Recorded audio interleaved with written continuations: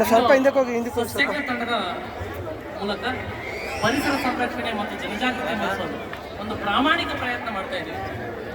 ಈ ಸಂದರ್ಭದಲ್ಲಿ ನಮ್ಮ 87ನೇ ಕನ್ನಡ ಸಾಹಿತ್ಯ ಸಮ್ಮೇಳನದಲ್ಲಿ ಒಂದು ಅಭಿಯಾನ ಮಾಡಬೇಕು ಅಂತ ನಾವು ಪ್ರಯತ್ನ ಪಟ್ಟಿದ್ದೇವೆ. ಇದಕ್ಕೆ ಮೂಲ ರೂವಾರಿಗಳು ನೂರಾರು ವರ್ಷಗಳಿಂದ ಕನ್ನಡ ಸೇವೆ, ಕನ್ನಡ ಜಾಗೃತಿ ಮೂಡಿಸಿದಂಥ ಹಿರಿಯರು ಮತ್ತು ನಮ್ಮ ಅನುಭವಿಗಾರರಂತೆ ತಪ್ಪಾಗಲ್ಲ. ಕಾರಣ ಇಷ್ಟೇ, ನನಗೆ 2016ರಲ್ಲಿ ಅರಳು ಸಾಹಿತ್ಯ ಪ್ರಶಸ್ತಿ ಬಂತು. ಅದಕ್ಕೆ ಕನ್ನಡ ಸಾಹಿತ್ಯ ಪರಿಷತ್ ಮತ್ತು ಬೆಂಗಳೂರು ಕನ್ನಡ ಸಾರಿಗೆ ಸಂಸ್ಥೆ ಕಡೆಯಿಂದ 25,000 ನಗದು ಬಹುಮಾನಗಳು. ಇಲ್ಲಿವರೆಗೂ ನಾನು ಮಾಡಿಕೆ ಬಂದಿದ್ದ ಕಾರ್ಯದ ಜೊತೆ ಅದು ಒಂದು ದೊಡ್ಡ ಮೊತ್ತವಾಗಿ ಇಡೀ ಕರ್ನಾಟಕಾದ್ಯಂತ ಒಂದು ಪ್ರಚಲಿತವಾಗಿ ನನಗೆ ಒಂದು ಹೆಸರು ಬಂತು. ಆ ಹೆಸರು ತಂದುಕೊಡೋಕ್ಕೆ ಆ ಅಡೆದವ್ವ ಕವನದ ಮೂಲಕ ನಾನು ಸರ್ಗೆ ಪರಿಚಯ ಆಗಿ ಅಂದಿನಿಂದ ಇಲ್ಲಿವರೆಗೂ ನಮಗೆ ಸಹಕಾರ ಕೊಡಬೇಕು. ಆ 25,000 ಮೊತ್ತದಲ್ಲಿ ನಮ್ಮ ಎಲ್ಲ ಸಾರಿಗೆ ಸಂಸ್ಥೆ ಘಟಕಗಳಲ್ಲಿ 50 ಫಲಾನುಭವಿಗಳನ್ನು ಇಟ್ಟು ಅದು ಇಂದು ಫಲ ಕೊಡ್ತಾ ಇದೆ. ಅದಕ್ಕೆ ಮೂಲ ಕಾರಣ ನಾವಲ್ಲ, ಅನುಭವಿಗಾರರು ಅಂತ ಹೇಳಿ ತಪ್ಪಾಗಲ್ಲ.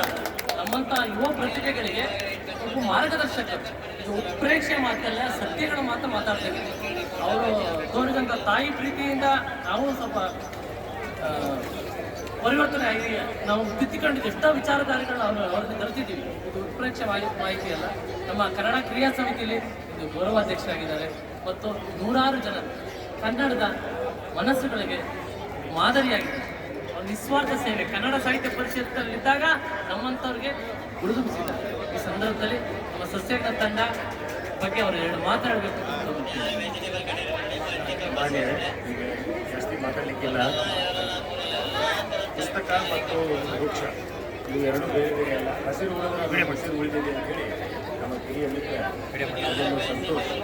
ಬಹಳ ಜಾಗರೂಕತೆಯಿಂದ ಬಳಿಗೆಯನ್ನು ಹಾಕಿದ್ದಾರೆ.